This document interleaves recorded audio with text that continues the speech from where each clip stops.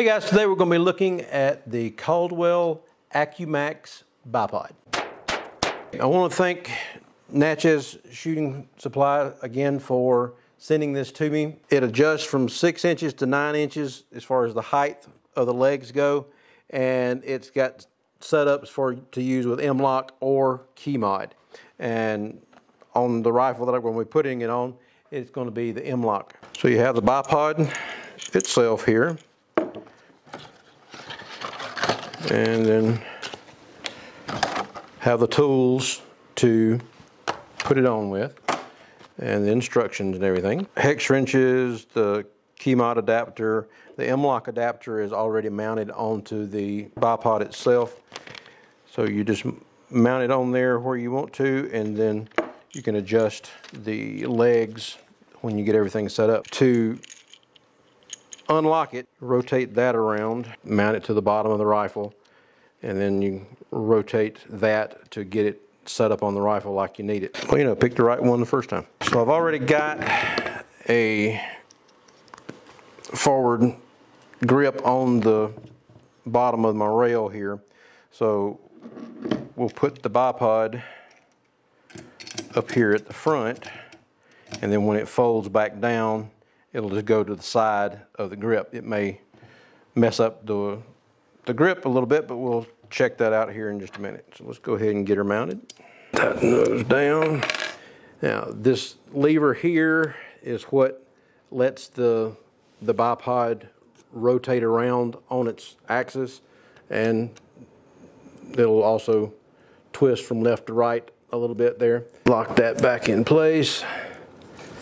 So now we've got the bipod set up, and right now the legs are just out at the normal 6-inch length, and then to adjust the legs out, you just loosen up the nuts here at the bottom, extend it out however far you need, and tighten it back up. The 9-inch height there, so you can adjust it however you need to as far as the height, and if you're on an unlevel surface, then of course you can do one leg shorter than the other. So we've got the bipod mounted here on the gun, and to get it where the legs fold back up, you press this button here on the leg, press that in, and then the leg will rotate back up and it'll lock back in place. It does the same thing on both sides. Now, the locking mechanism here, once you get the legs back up, you can lock it back in place. To get it locked solidly, it's really not to a point where it will lock dead tight against the rail here. It's still got a little bit of movement side to side and everything on the pivot ball here in the bipod. So just get it snug there, and then when you start to put the legs down, you'll have to loosen it back up. I've looked and I can't get that screw any tighter so that it would stay in the center when it's tightened up. Once the legs are down or the legs are back up, then you can put it in there. Now, with the bipod on, it does get in the way of my hand grip there, you can see. So the hand grip's not going to be as effective with the bipod on, but you can also just wrap your hands around the bipod, which gets it further away from the barrel. So when the barrel starts getting a little bit warm, get your hands further away from the barrel. So it could be a good thing. So once we go out on the range and start shooting, we'll see. This is a carbon fiber leg on the bipod, so it's not real heavy. It does not give a weight specification for the bipod on here. Don't really notice it that much as far as the weight goes. So we're out here on the range and we're going to try out the bipod while we're shooting.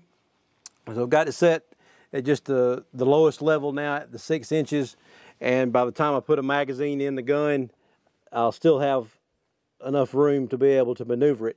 Don't need to get it up any higher right now. Just the way the table's set up, the 6-inch bipod is fine for it, and it allows me to get the back of the gun still up enough to get on to each one of the targets. I've got a target set up at 25 yards and then one down at 50 yards that we're going to be shooting. So let's go ahead and load up and give it a shot.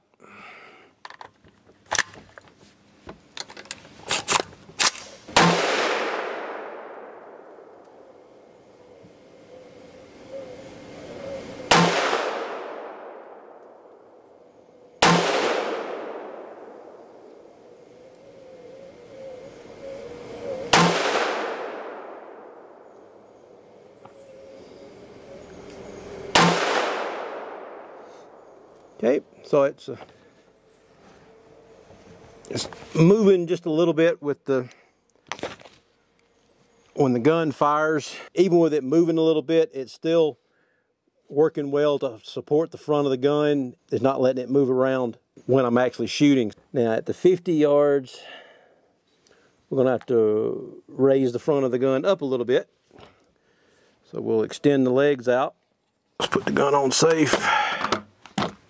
Put that round in the bag. There we go.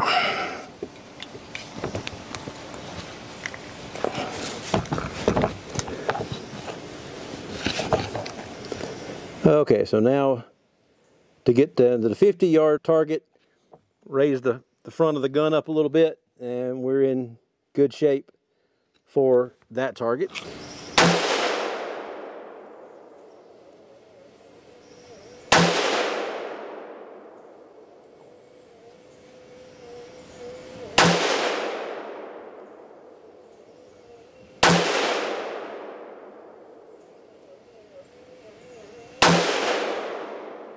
It's good and stable as far as keeping the gun from moving while you're shooting, and it makes it easier to just keep the gun up against your shoulder without having to worry about supporting the weight of it. More or less just using the front hand to keep it pulled back into the shoulder a little bit, and you got the weight supported on the legs here. So I like the way the bipod works as far as being able to hold up the front of the gun and keep it supported. Don't quite know why I can't get that tight enough to be able to keep that a little more solid. Maybe that's the way it's designed. It's just supposed to be snug rather than locked down completely. I like the way it's built. It seems very solid. The carbon fiber legs are nice. It's lightweight. Folds up pretty easy against the gun there. And just lock it back down. It's pretty easy to use as far as unlocking and locking the legs. I just wish it would be a little tighter up against the gun, just so that it would kind of stay where you wanted it to. But once you get it out there, it seems to work pretty well. I'd probably give it 4 out of 5 stars. Just it would get that 5th star if you were able to tighten that up a little bit more. We've also got the brass catcher on here, and it's working out well. It always keeps the brass from being able to fly off into the woods back here, so I can round up the brass a lot easier with the brass catcher on there. Check out Caldwell for a lot of your accessories, and then check out Double Eagle Gun Works, and like and subscribe down at the bottom, and we'll have a link to this particular bipod down in the description.